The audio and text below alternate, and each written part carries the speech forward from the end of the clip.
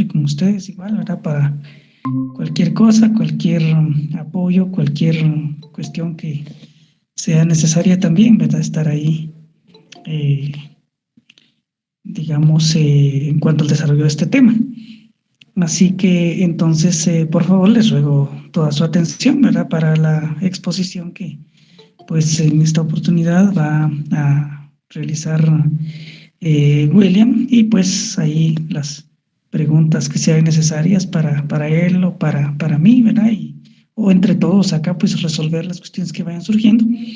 Así es de que, pues, de no haber otra cuestión, pues creo que damos inicio, William. Así que muchas gracias por tomar este tema y apoyarme en este momento. Así que, muy amable, lo dejamos en el uso de la palabra entonces. Muy bien, Lick, no tenga pena, muchas gracias. Buenas noches, compañeros. Vamos a iniciar entonces la sesión del día de hoy.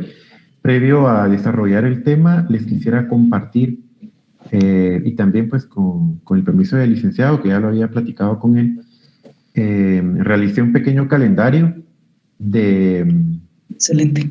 De los grupos y cómo van a estar para las exposiciones de los temas que eligieron. No sé si me pueden confirmar si ya están viendo mi pantalla. Sí se puede ver. Sí, ya. Muy bien, muchas gracias. Pues ya este sería el orden de los equipos de trabajo y pues que va de acuerdo a los temas según el programa de curso. Aquí ya están los nombres, el tema y la fecha que les va a tocar. No tenemos contempladas las fechas del resto de los grupos, sino únicamente el primero, porque pues esto platicábamos con el licenciado que va a ir variando de acuerdo a las actividades de zona, al desarrollo de los temas y también a las fechas según el calendario de la escuela. Como ustedes se podrán dar cuenta, y si pues pudieran revisar el programa de curso, podrían darse cuenta de que los temas que ustedes eligieron, cada uno de los equipos, pues no va en orden, ¿verdad? Específicamente. Entonces hay algunos temas que están intercalados y es por eso pues que tal vez no les podemos nosotros todavía dar una fecha específica, ¿verdad? Porque pues van a ver dentro de las exposiciones, vamos a intercalar algunas clases del licenciado, algunas clases que pues yo les voy a estar apoyando al licenciado, algunas, como les decía, comprobaciones de lectura, estudios dirigidos, los exámenes parciales. Entonces no podemos todavía tener fechas exactas, pero al menos este es el orden con que van a exponer. El grupo número 1, en donde está José Alberto Dávila, Mildred, está Mildred Juana Nicté, Chabajay Sosa y María José Valenzuela con el tema del concepto de neocolonialismo. Sería el primer grupo e iniciaríamos el lunes 16 de agosto, ¿ya? Entonces, sería pues prácticamente ya el próximo lunes. Aquí les consigné 2 fechas específicas, que esos pues ya están como calendarizadas. Los exámenes parciales que van a ser entre el 23 y el 26 de agosto. Según el calendario de la escuela, no sabemos qué día, o no sé si usted sabe, Eli, pero pues no sabemos todavía si va a ser lunes o miércoles el examen de historia hasta el 5. Sí, normalmente son los días miércoles que nos ponen el examen, ¿verdad? Yo me imagino que eso no va a cambiar. Muy bien. Entonces, y según lo que platicábamos con el licenciado, que esa semana pues tendríamos que hacer la comprobación de lectura 2 sobre imperialismo, fase superior del capitalismo. Entonces, si el examen pues fuera miércoles, la comprobación sería lunes 23. Si el examen fuera lunes 23, pues la comprobación sería el miércoles 25, ¿verdad? Entonces, pues, para que ustedes lo sepan, yo al finalizar la clase les voy a compartir me imagino que muchos ya lo han de tener, pero les voy a compartir por WhatsApp el texto de imperialismo, fase superior del capitalismo, para que ustedes pues también lo puedan tener. Y también hoy pues vamos a iniciar con este tema, lo vamos a concluir el miércoles, y el miércoles también les voy a compartir otro texto que pues les va a servir de apoyo para estos temas pues desde todas las revoluciones burguesas hasta 1848, y que pues lo pueden tomar en cuenta para el primer examen parcial, ¿verdad? pues únicamente. No sé si alguien tiene alguna duda con esto. Bueno. Muy bien, entonces, bueno, vamos a iniciar con el tema. Quisiera, les voy a compartir también aquí ahora una presentación para que pues nos podamos ir guiando un poquito del tema, pues si no nos salgamos del mismo. Me imagino pues que ya están viendo la imagen de la presentación, ¿verdad? Entonces, iniciaríamos con esto. El tema sería las revoluciones burguesas de 1848. Pero, pues antes de poder iniciar este tema, pues yo quisiera que platicáramos un poco con relación a dos aspectos muy importantes. El primero sería poder definir, y en algún punto creo que podría ser redefinir desde nuestro análisis qué es revolución, qué es una revolución. Y luego de esto, pues poder nosotros analizar no tanto el contexto en donde se desarrollan todos estos sistemas todos estos procesos revolucionarios que van culminando hacia 1848, sino poder analizar qué es el mundo para ese momento, ¿verdad? No tanto el contexto, no tanto lo que está sucediendo, sino qué es el mundo para ese momento. Entonces, pues vamos a iniciar con eso, y pues sí me gustaría que pues pudieran ustedes participar. Si gustan, pues ahorita vamos a dejar el micrófono abierto para algunas preguntas que les voy a ir pues planteando. Y pues si no están participando, pues entonces mejor vamos a ir diciendo a ver quién puede irnos apoyando, ¿verdad? Porque estos pues no son temas tan complicados, pero sí son extensos, porque recordemos pues que al final es historia universal. Bueno, entonces, con esta primera imagen, ¿qué es lo que nosotros vemos en pantalla? ¿Qué se nos viene a la mente? ¿Qué sabemos? ¿Qué es lo que estamos viendo? La monarquía absoluta. Una monarquía absoluta, muy bien. ¿Alguien más?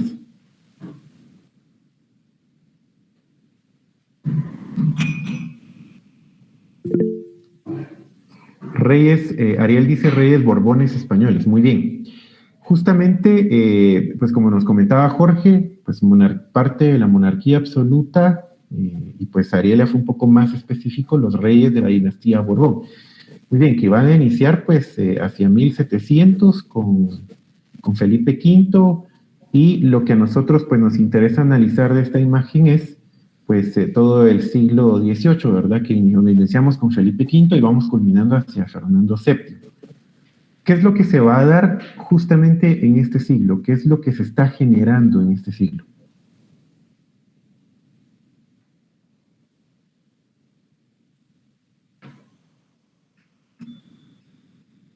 Vamos a ver quién nos pudiera apoyar con esto. Ángel Román, ¿qué es lo que está sucediendo para el siglo XVIII específicamente y que va relacionado específicamente a la dinastía Borbón?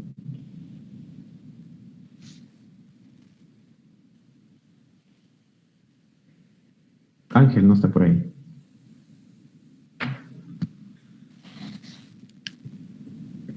Bueno, Emilio Aguilar.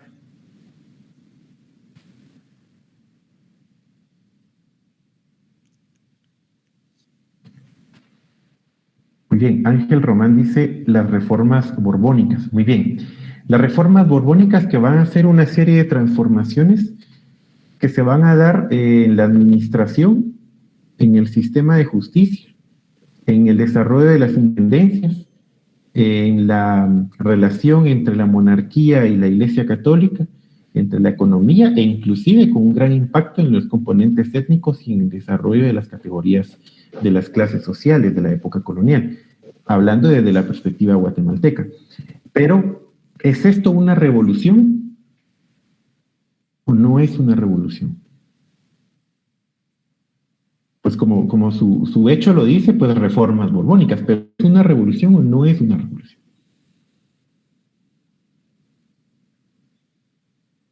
¿Qué piensan ustedes? Fernanda Castillo, que está por ahí, ¿qué piensa Fernanda? Tal vez como tal revolución no, pero sí va marcando las pautas para un cambio político en la sociedad del siglo XVIII. Muy bien. Bueno, vamos a seguir avanzando. Cuando buscamos en Internet los procesos de 1871 en Guatemala, nos van a salir como la Revolución Liberal de 1871.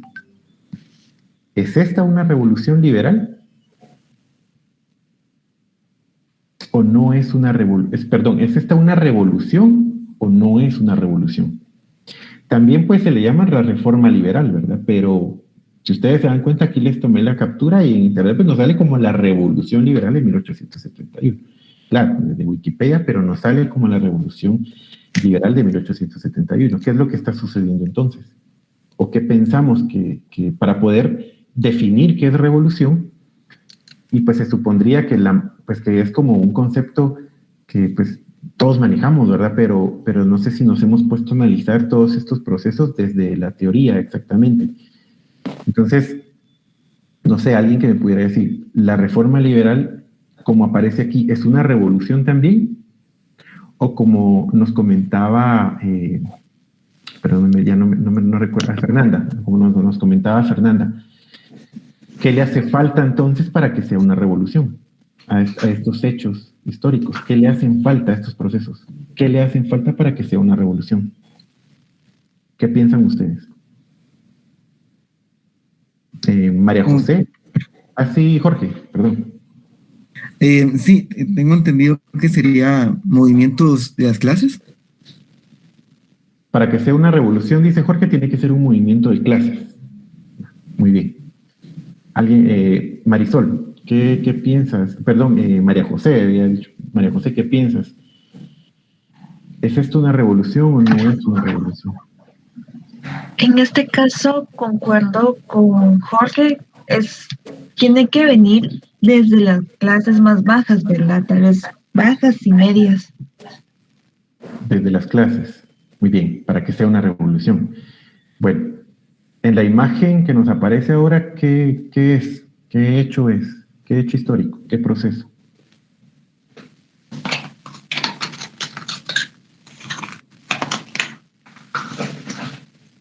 ¿Alguien me podrá decir qué hecho es? ¿Qué proceso? ¿Qué imagen? ¿Qué se les ocurre? ¿Será la Revolución de Octubre, compañero? Sí, muy bien, Francisco. Es la Revolución de Octubre de 1944. Esta es una portada del diario de esa época.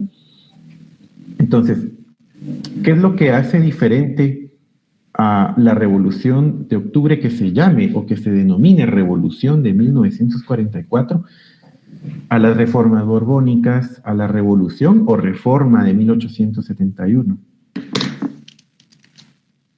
¿Qué es lo que la hace diferente también a la Revolución de 1944, por ejemplo, de la Revolución Cubana de 1959? Licenciado. Sí, Ángel. Quizás la revolución del 44, porque, bueno, particularmente yo lo veo que es quizás ese cambio violento y también radical en las instituciones políticas de la sociedad guatemalteca, y al mismo tiempo va haciendo un parteaguas también y tiene incidencias en los ámbitos sociales, en la economía y en la moral también de la sociedad. Yo así lo veo, ¿verdad? Muy bien. A ver, alguien que me pudiera dar una definición entonces de revolución. Un par de personas. Definición de revolución. Buenas tardes. Tal vez la revolución es cuando se hacen cambios culturales, sociales y políticos que se generan también a través de que generan también un conflicto social, que es muy distinto a una reforma que por ahí hay acuerdos, hay pactos o hay cambios un poquito más consensuados, ¿verdad? En cambio, una revolución genera un conflicto social que a su vez tiene consecuencias en lo político, en lo económico y como decía Ángel, en el pensar o la moral o muchas cosas más. Ideología. Muy bien. ¿Alguien más? Yo tal vez pensaba no tanto con la definición de revolución, sino que hace diferente la revolución del 44 con la reforma liberal o con las reformas borbónicas, es que tal vez los cambios no se hacen, por ejemplo, en la reforma se van a hacer desde una élite, estos cambios políticos, económicos y sociales. En cambio, en una revolución es como más, como lo mencionaban los compañeros, acontecimientos generados a partir de estos sectores o grupos que no tienen tal vez el poder político o económico de momento. O sea, se da Bien. como un giro. Gracias, José. Gracias, Fernanda. Glenda dice cambio violento y radical en las instituciones políticas de una sociedad. Entonces, las reformas políticas se le denomina reformas porque son transformaciones. Pero si nosotros vemos términos, pues nos vamos a dar cuenta que es mucha influencia de una escuela, por ejemplo, de la segunda mitad del siglo XX, una escuela que está muy influenciada por el marxismo, por ejemplo. Pero en las reformas borbónicas no hay cambios culturales, no hay cambios. Entonces la monarquía llega a pelear con la Iglesia Católica, llega a separarse, llega a pelearse directamente con el Papa, se expulsa o sea, se da un gran cambio administrativo. ¿Es violento? Pues claro que es violento. En la reforma liberal, bueno, en la reforma borbónica viene desde una corona, desde las instituciones de control y de poder. En la revolución liberal viene desde donde las reformas, claro, también viene desde desde una clase social, de una élite, veámoslo así, del resayo. Bien hay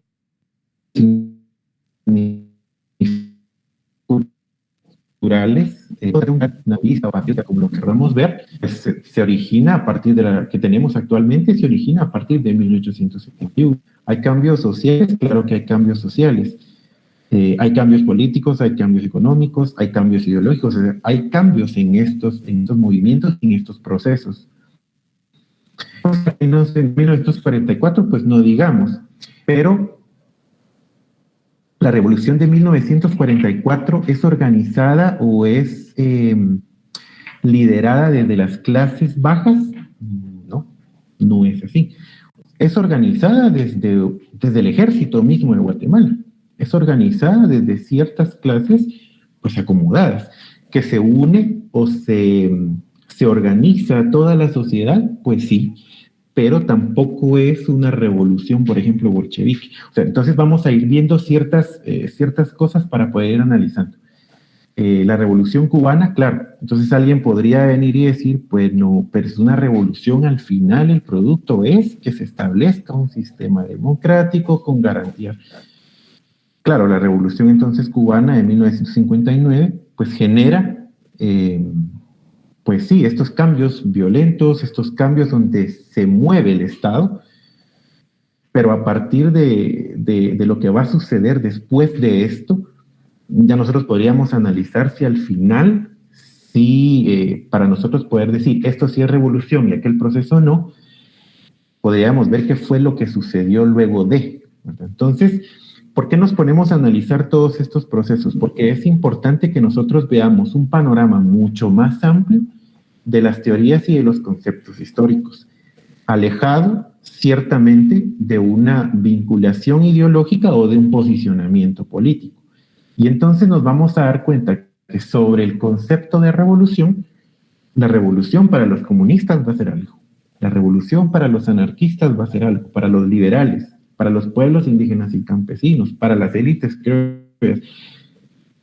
Pero al final entonces que nosotros no podríamos venir y tomar partido en decir, bueno, esto sí fue una revolución, esto no fue una revolución, porque tendríamos que plantearlo desde una cuestión muy objetiva y desde los cambios, como ustedes mismos lo han mencionado, culturales, sociales, políticos, ideológicos, los cambios bruscos, los cambios en donde se va a transformar por completo un sistema.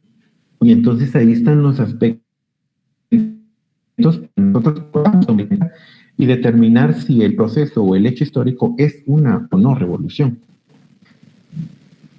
Edelberto Pérez Rivas, centroamericano, pues hace un estudio para ciertos movimientos sociales del siglo XX, y hay algo que me llama la atención, porque él dice revolución es lo que amenaza al status quo.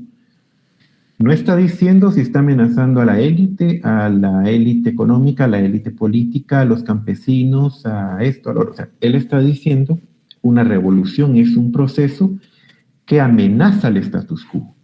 Entonces, cuando hay un sistema administrativo o que administra lo económico, lo político, lo ideológico, lo religioso, lo cultural o lo social, y se establece durante mucho tiempo, ese va a ser un status quo. Y entonces un proceso, un movimiento que se genera a través de cualquier índole que amenaza a ese sistema, pues podría catalogarse como revolución. Claro, esta no es la palabra final, hay mucho todavía que analizar.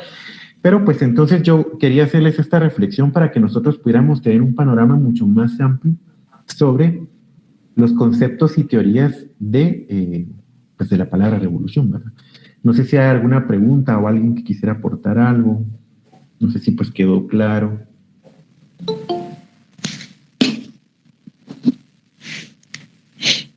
Sí. Todo claro, licenciado. Muy bien. Sí, bueno, es una pregunta. Sí, Jorge. Sí, ajá, soy yo. Mira, cuando es revolución quiere decir de que, o sea, que toda revolución va a traer, por ejemplo, también reformas. Sí. O sea, no reformas materializadas en el sentido de, por ejemplo, en leyes, códigos, etcétera, etcétera, sino reformas, por ejemplo, más que todo ideológicas que no están escritas. Bueno, difícilmente va a hacer algo que pues no está escrito, porque por lo regular y por la experiencia que nosotros podemos analizar en diferentes hechos históricos, todos los movimientos revolucionarios han dado orígenes a normativas, a leyes, a constituciones, a formas de vincular lo que está sucediendo a través de plasmarlo en un papel. Entonces, pues sí, puede que se den transformaciones y cambios, y ahí tal vez podría ser lo ideológico, ¿verdad? Pero pues sí se puede rastrear en algún momento desde las fuentes, no sé si tal vez me estoy viendo, pero sí se puede rastrear desde las fuentes documentales, sí se puede rastrear desde un papel, desde algo que quedó escrito. Por ejemplo, yo tal vez por eso les ponía el caso de la Reforma Liberal de 1871, porque a partir de 1871, en julio de 1871, Miguel García Granados y José Rufino Barrios empiezan a establecer y a generar un sinnúmero de decretos, de leyes del gobierno provisorio, en donde están prácticamente votando todo lo que estaba hasta antes de ellos, que es el periodo conservador, en donde pues están votando todo esto, ¿verdad? Y que están interviniendo en lo cultural, en lo político, en lo económico, en todo. Y justamente hay una parte pues que pues a mí me llamó la atención y pude revisar, y es sobre que ninguna fiesta va a ser nacional, ninguna fiesta va a ser patria, ninguna fiesta va a ser de todo el Estado de Guatemala, de la República de Guatemala, que no sea la independencia de Guatemala. Y adjuntan en todos los decretos, entonces una copia del Acta de Independencia.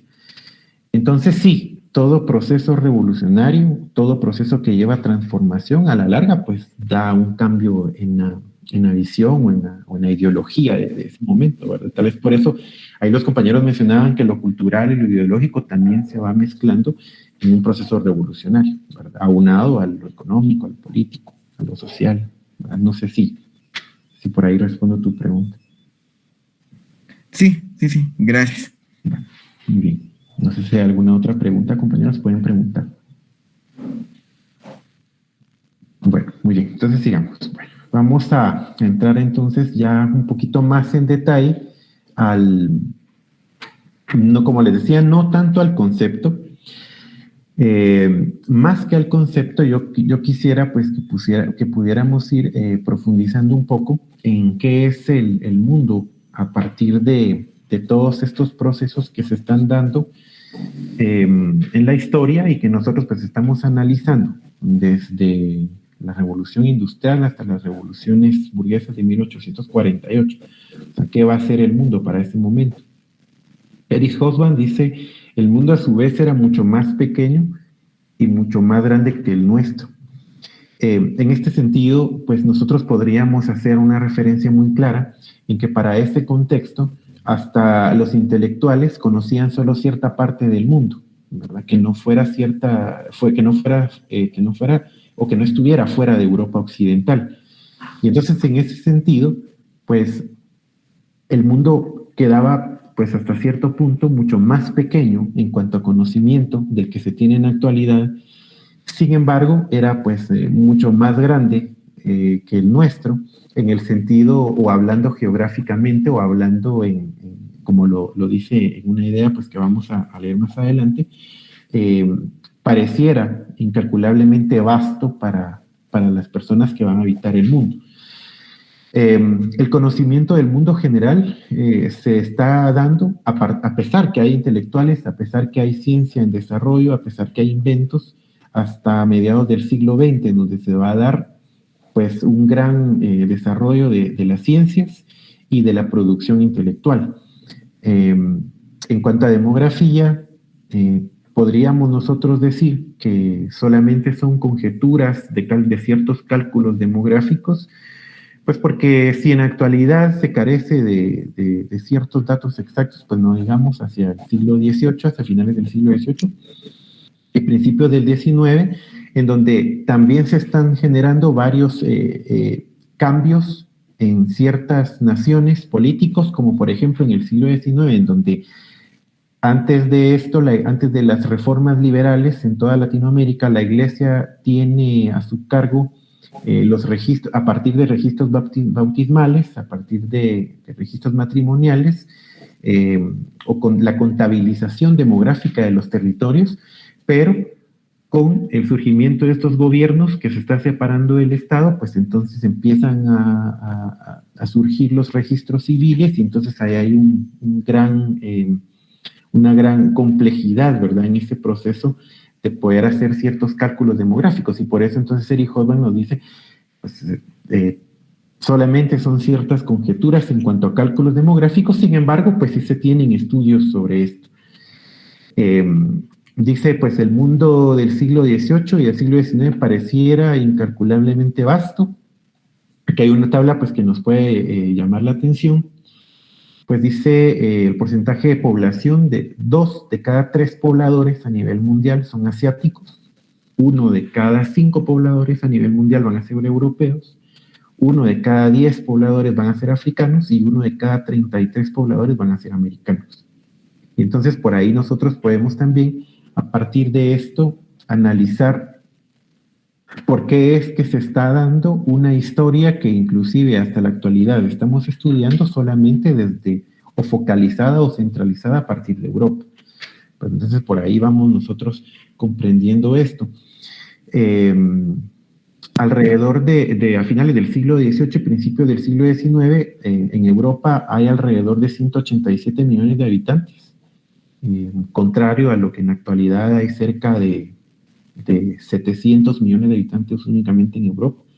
Entonces, pues aquí nosotros podemos ver o poder plantearnos un panorama muy general de lo que es el mundo para este contexto.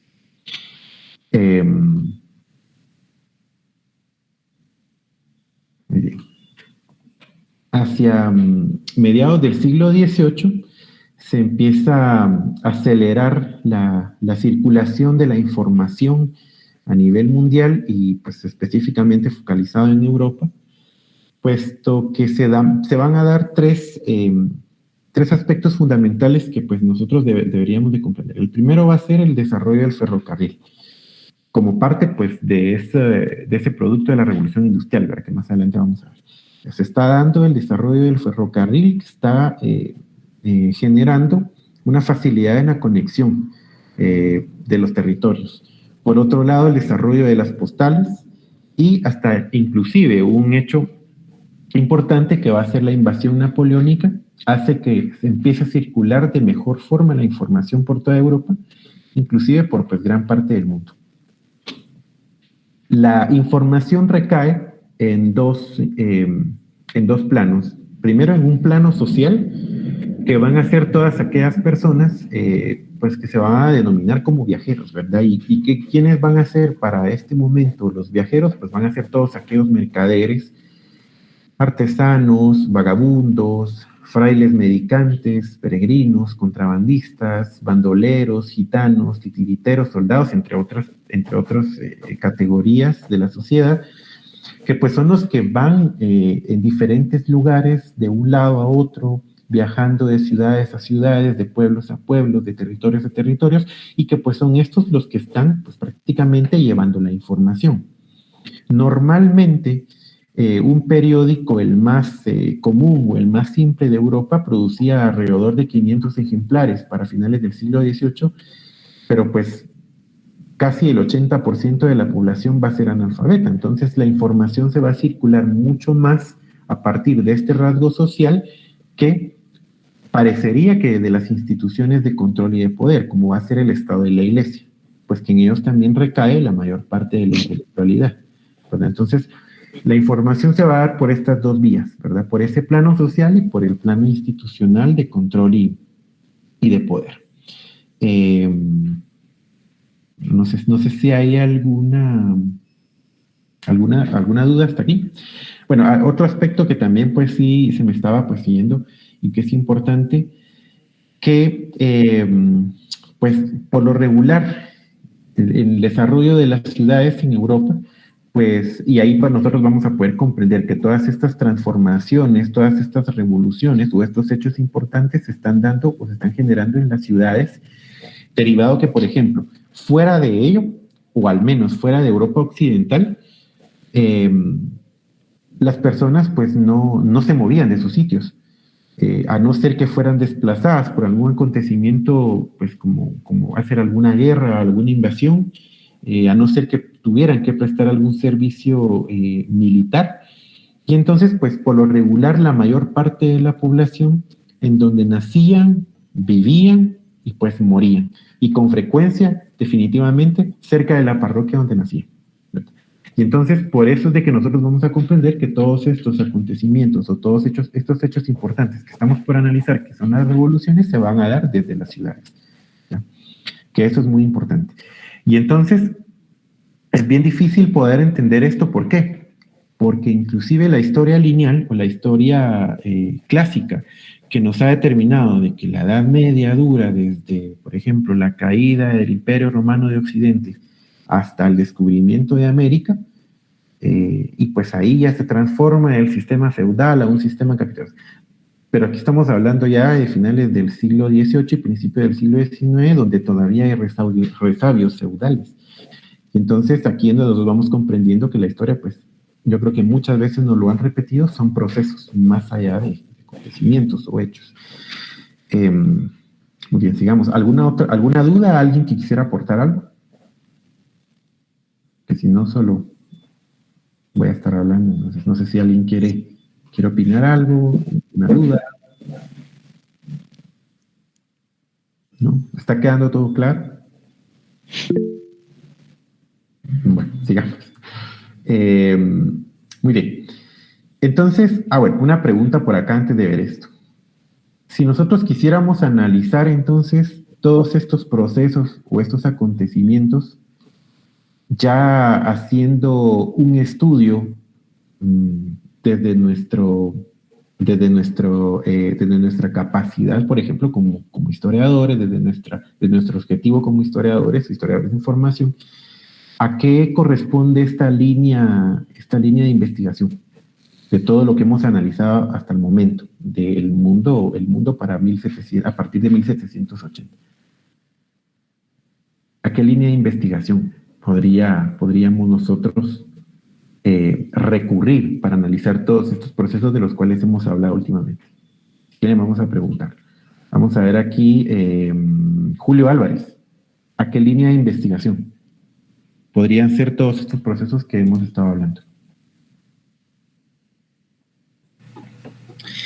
Tal vez, bueno, yo creo que serían distintos enfoques los que se le podría dar, porque como hemos estado viendo, si les encontramos un rasgo común, todos serían transformaciones, pero han ido variando en sus índoles, porque encontramos en el caso de las revoluciones, al menos en el caso de la revolución industrial, se da un desarrollo tecnológico y luego esto de cierta manera repercute en la sociedad y se va dando una sucesión en cadena de otros tipos de transformaciones. Bueno, al menos así yo lo veo.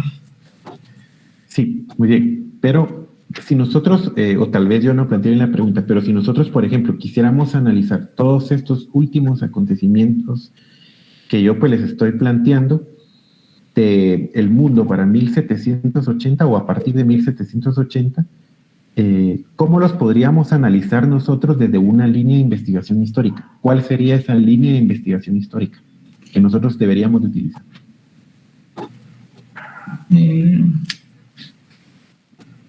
Bueno, pues una concretamente, tal vez no la podría definir bien ahorita, pero no sé, tal vez podría ser, no sé, o sea, como le comentaba, pues eran esos tipos de transformaciones, al menos en ese siglo, fue como el parteaguas de una transformación bastante grande en la sociedad, pero no se me viene a la mente alguna línea. No hay problema. No hay problema. Bueno, Glenda, a ver, Glenda, ¿qué línea de investigación podríamos utilizar para analizar todos estos procesos?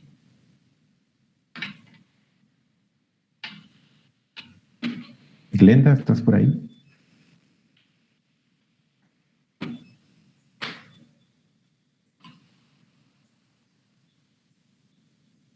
¿No? Bueno, sigamos entonces. Vamos a ver Nancy Sotojo. ¿Qué línea de investigación podríamos utilizar para analizar estos aspectos del mundo a partir de 1780? ¿Qué línea de investigación?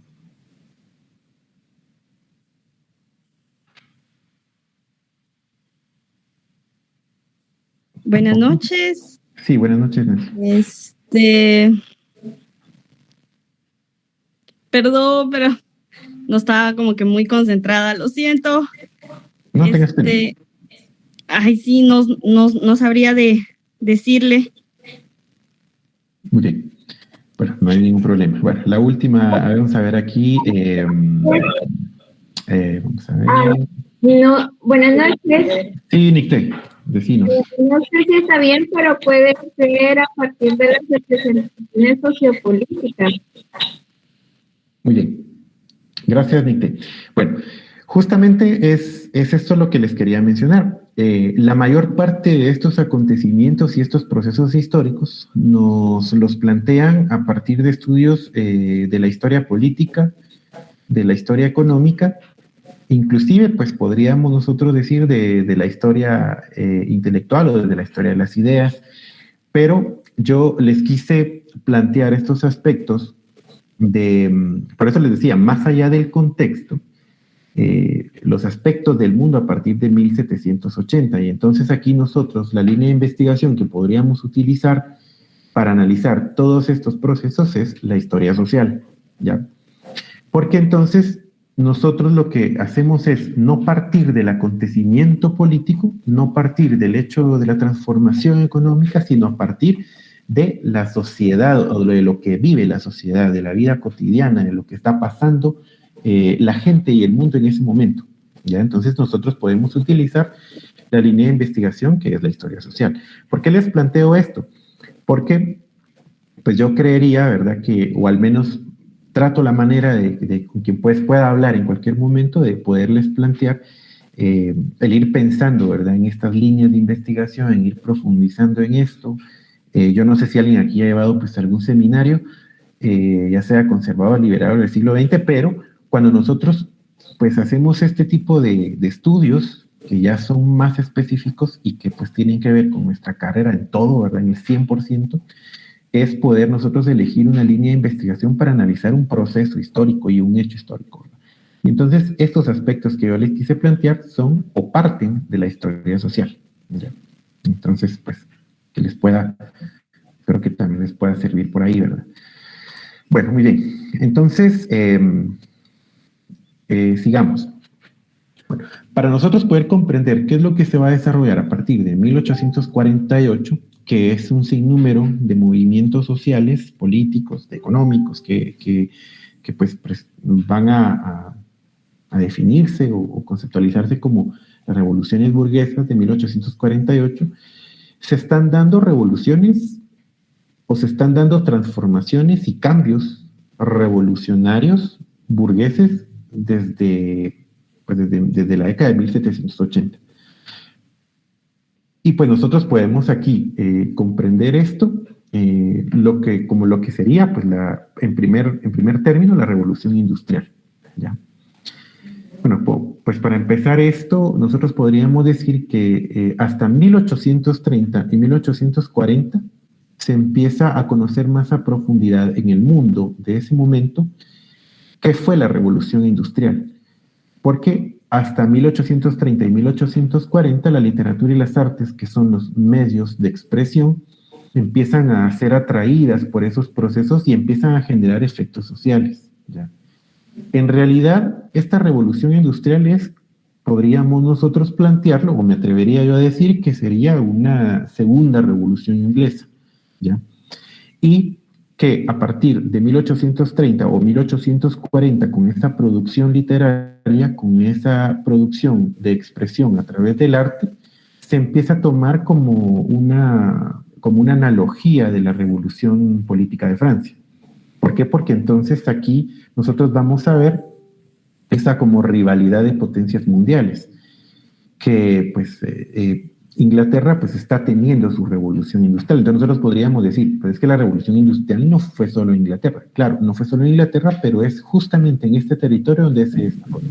Y que a partir de este territorio y de esta nación se empieza a desarrollar o a proliferar hacia otros territorios y hacia otras naciones.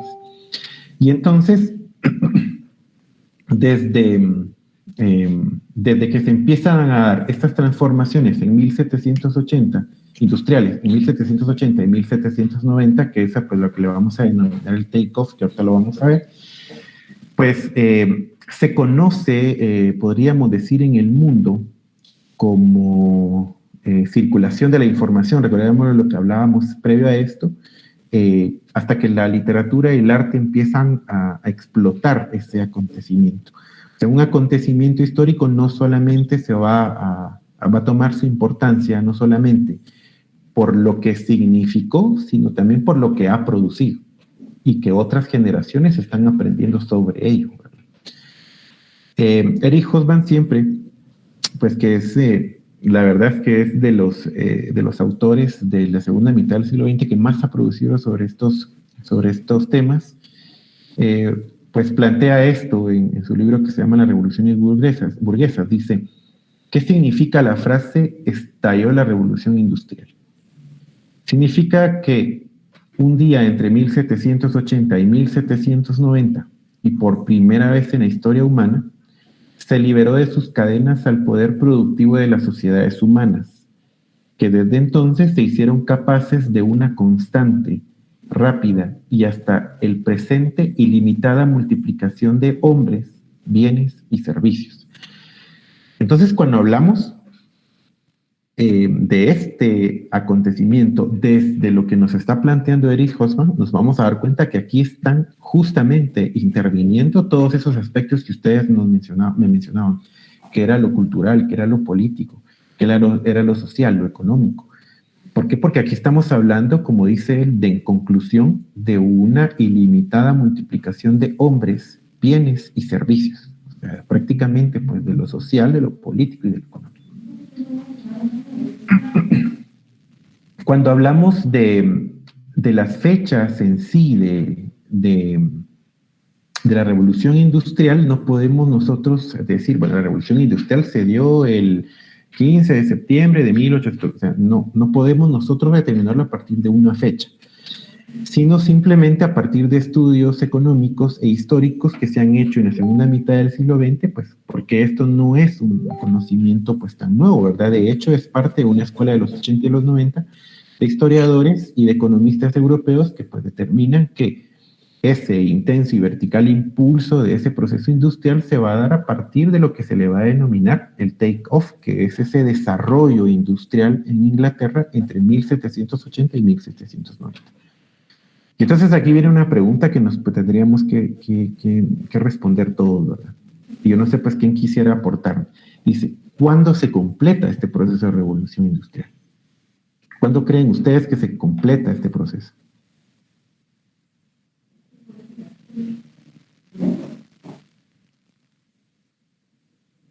Lo vamos a preguntar otra vez. Por aquí vamos a ver, Jonathan Saray, ¿cuándo crees que se completa este proceso de revolución industrial?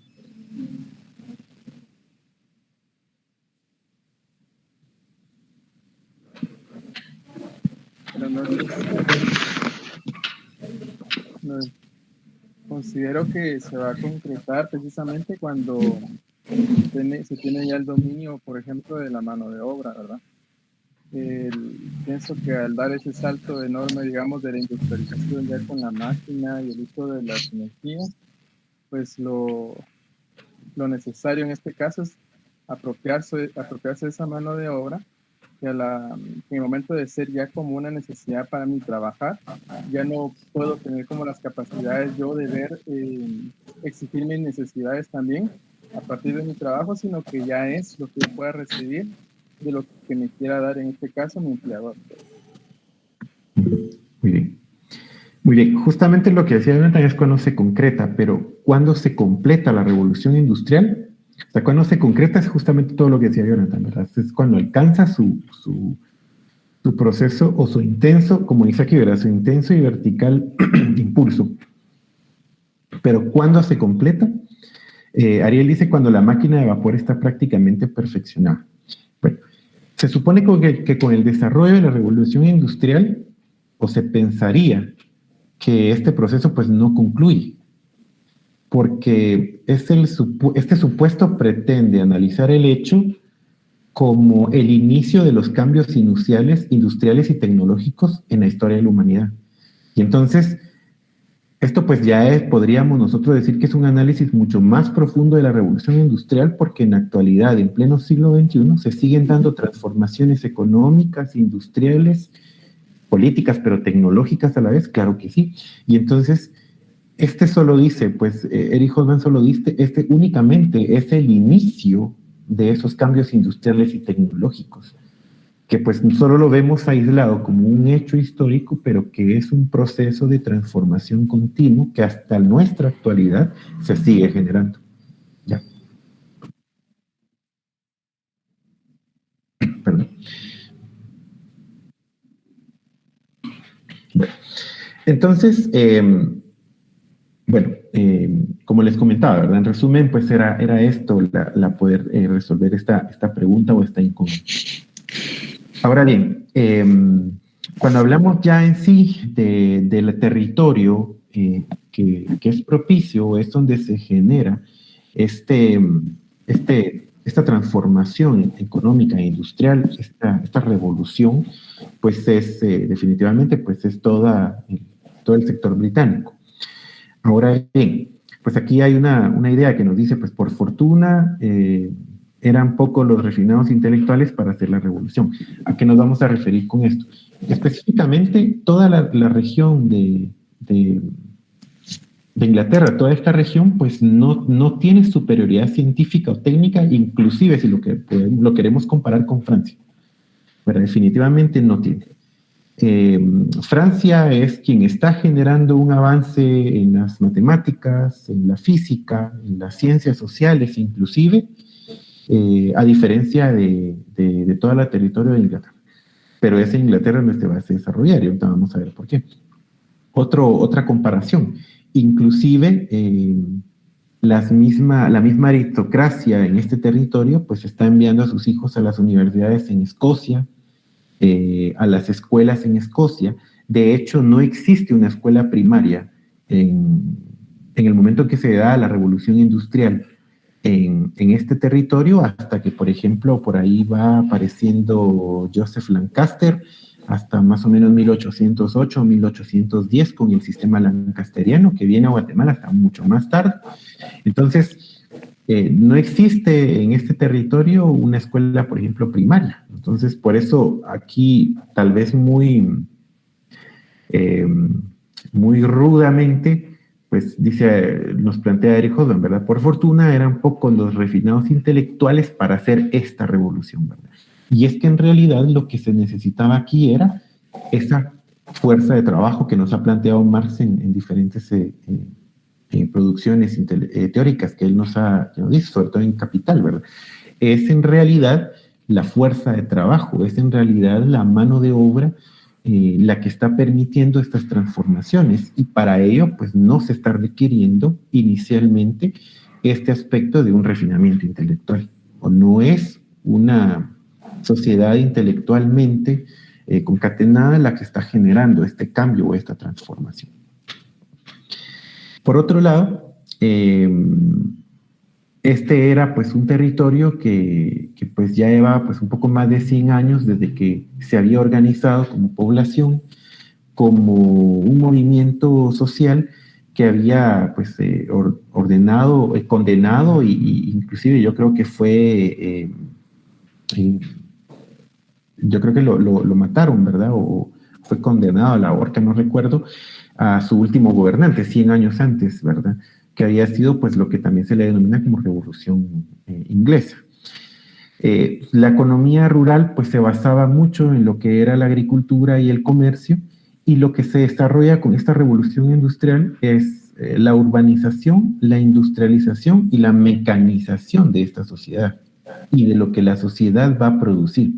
Y cuando hablamos de una mecanización vamos a hablar de esa producción de una gran cantidad de artículos que están disminuyendo tanto el costo, y que pues entonces aquí pensaríamos nosotros que al disminuir tanto su costo pues no va a generar un excedente, una gran ganancia, pero no, está disminuyendo su costo para no depender de la demanda, ¿verdad?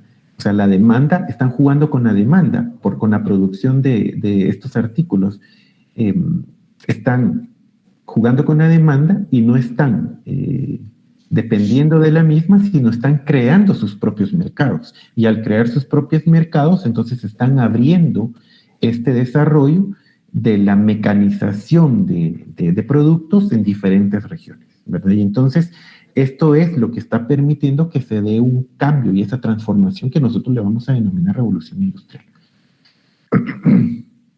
Por otro lado, pues, ¿quién es el que está, pues, impulsando esto? Pues un grupo terrateniente, ¿verdad?, que tiene una mentalidad comercial y monopolizada. En pocos términos es esto.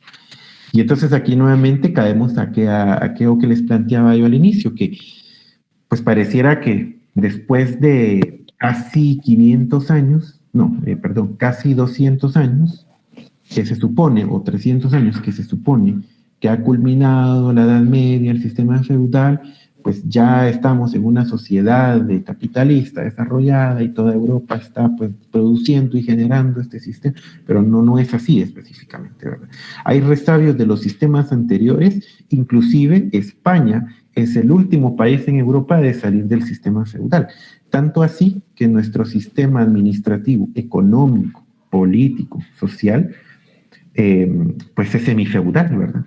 Porque pues es España quien nos descubre, es España quien nos conquista y es España quien nos coloniza, ¿verdad? Y es España la última región de Europa en salir de este sistema feudal. ¿Qué es lo que entonces se está produciendo? Pues ese naciente capitalismo, ¿verdad? Bueno, hasta aquí. No sé si alguien tiene alguna duda para ya ir culminando. Quisiera aportar algo también.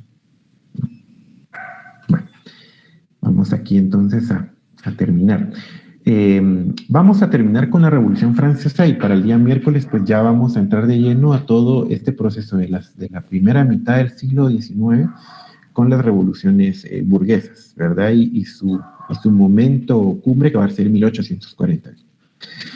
Pero entonces, bueno, cuando hablamos de este otro acontecimiento, que no es la revolución industrial, pero que es un proceso con un similar o con un igual o mejor impacto, podríamos decir, sería la Revolución Francesa. Si la economía del mundo del siglo XIX, pues como lo dice aquí, ¿verdad?, se forma principalmente bajo la influencia de la Revolución Industrial, que va a ser esa revolución inglesa, la política, la ideología, las ideas, pues se van a ver fuertemente influenciadas por la Revolución Francesa. O sea, la política, la ideología y las ideas del mundo se van a ver fuertemente del siglo XIX se van a ver fuertemente influenciadas por la Revolución Francesa. De hecho, es así que nosotros podríamos decir, bueno, pero hay otros procesos históricos que se están dando previos a la Revolución Francesa. Claro, por ejemplo, en el siglo XVIII, ¿verdad? 1776, la independencia de Estados Unidos. O en Irlanda, 1782, la primera constitución política. O en Lieja, 1787, el fin del Principado. Pero es la Revolución Francesa la que está marcando esas consecuencias inmediatas en la sociedad de ese momento, que también, Lieja queda en Bélgica, y que también va a desarrollarse durante todo el siglo XIX, ¿ya? Y que va a influenciar no solamente Europa, sino, por ejemplo, todo lo que es América, el continente americano. No es un acontecimiento aislado, ¿verdad?, como lo vemos aquí. Hay otros acontecimientos previos y muy cercanos que se están dando, pero con las consecuencias, pues, mucho más profundas. De hecho, tiene, como lo comentábamos, tiene una influencia muy directa a partir de 1808 en América, luego de 1808 en América y también luego de la restauración de la monarquía constitucional también en América, ¿verdad? Tiene mucha influencia. Es un proceso revolucionario muy importante que nosotros podemos analizar, y aquí podríamos recurrir a todos los ejemplos que pusimos al principio de la clase. Es un movimiento revolucionario, es un proceso revolucionario sin líderes. O sea, sí podríamos nosotros mencionar algunos personajes, pero es un movimiento revolucionario sin líderes, ¿ya? Es un movimiento revolucionario que no es igual a los movimientos revolucionarios del siglo XX, que tiene, pues, un Fidel Castro, que tiene un Che Guevara, que tiene un Jacobo Arbenz. Pues no, ¿verdad? No, es un movimiento revolucionario que, como ustedes pues lo decían al principio, pues está planteado desde esas masas populares, pero también desde el sector pudiente o acomodado, pero también desde el sector de la gente, pero también desde otros sectores, desde todos los sectores se está pues prácticamente articulando este proceso y te está teniendo impacto en todo el territorio, ¿verdad? Y es por ello que sus consecuencias van a ser definitivamente pues mucho más profundas. Es a tal grado que pues de aquí va a salir lo que pues nosotros también vamos a analizar en la otra clase. Se está inventando a partir de las consecuencias de este proceso, el socialismo, por ejemplo, se está inventando de las consecuencias de este proceso un nacionalismo también, y entonces son estas ideas o esas transformaciones políticas e ideológicas que van a servir de base para todos los acontecimientos de la primera mitad del siglo XIX. Bueno, nos vamos a quedar hasta aquí porque pues luego ya después de esto vamos a ver, como les comentaba, lo de las revoluciones burguesas de 1848. Yo no sé si alguien tuviera alguna duda, algo que quisiera pues aportar.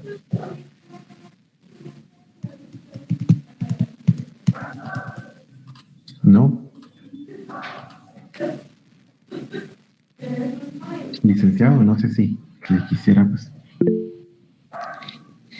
No, William, yo creo que está bastante interesante el contexto y tal vez solo el hecho, digamos, de pensar tal vez para efectos un poco más didácticos que otra cosa, digamos, de estos procesos revolucionarios como, para tener una cuestión un poco conceptual del asunto, como pensar en la revolución, digamos, tal vez no sea revolución, de acuerdo a lo que hemos estado diciendo, ¿no? Pero palaciega, por ejemplo, pensar en las revoluciones burguesas, ¿verdad? Que sería este proceso que estamos tratando de abordar, y pensar en revoluciones, pues ahora ya digamos, tendríamos inquietudes en cuanto a comunistas definitivamente no son. Eso estamos claros que el comunismo no existe en ninguna parte, ni ha existido, aunque por más que lo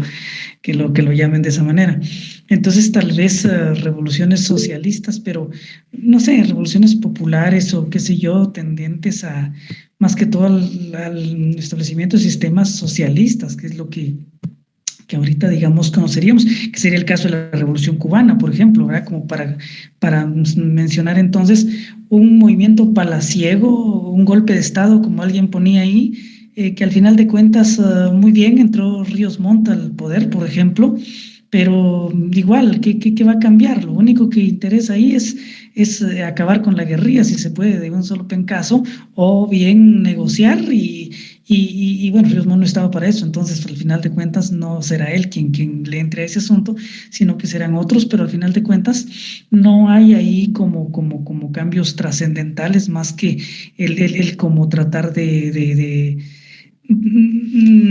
atacar ciertas cuestiones que pueden ser tal vez peligrosos para las élites, pero sin que esto cambie, al final de cuentas, se transforme en esencia, ¿no? Ahora, obviamente las revoluciones burguesas, pues obviamente concuerdo en que obviamente se originan de sectores pudientes que no necesariamente son las élites tradicionales, aunque pueden haber elementos de élites tradicionales progresistas inmersos dentro de ello, pero evidentemente aquí entrarían en escena aquellos sectores medios vinculados a la necesidad de cambios tanto económicos políticos porque necesitan posicionarse mejor, digamos, dentro de la estructura social y acomodarse de mejor manera, ¿no?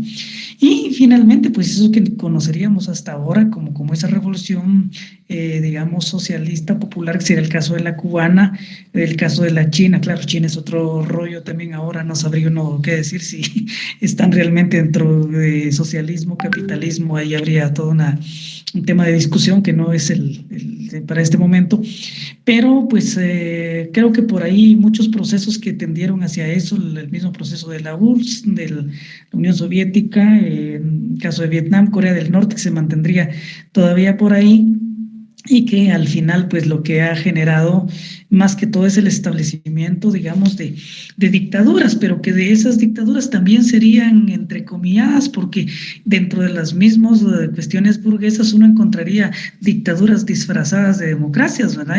Y aun y cuando se haya una sucesión de individuos dentro de los que no cambia nada, como efectivamente ha pasado últimamente en Guatemala, por decir algo. Entonces creo que, pero la cuestión muy al caso, porque no solamente nos lleva a aquel momento para conceptualizar el asunto, sino que nos trae también al presente y nos permite hacer esa relación pasado-presente, presente-pasado, que es tan importante, ¿no? en la historia. Entonces, como esos elementos también, tal vez como para sintetizar un poco lo ya dicho William, ¿no? Muchas gracias, Lee. Bueno, espero que haya quedado pues un poquito claro, poderlos apoyar ahí un poquito. Entonces terminaríamos con el tema el día miércoles. Yo el miércoles también les voy a compartir un documento que les puede servir para el primer parcial, ¿verdad? Y que con el resumen de estos contenidos, ¿no?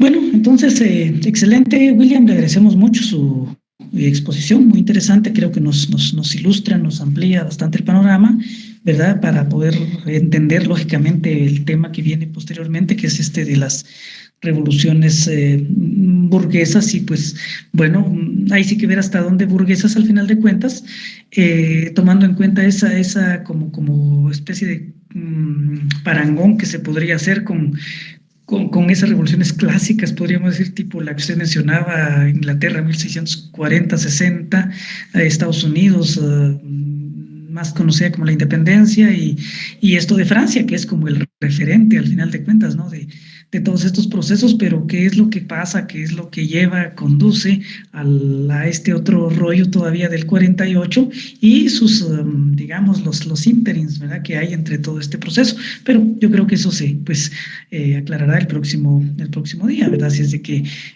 gracias, ¿verdad?, a William, ¿verdad?, muy amable por su exposición, y a los compañeros, por supuesto, por estar pendientes y atentos ahí, ¿verdad? Los rogamos ahí, siempre su participación es muy importante dentro de todas estas, digamos, explicaciones. Así es de que, bueno, lo dejamos aquí.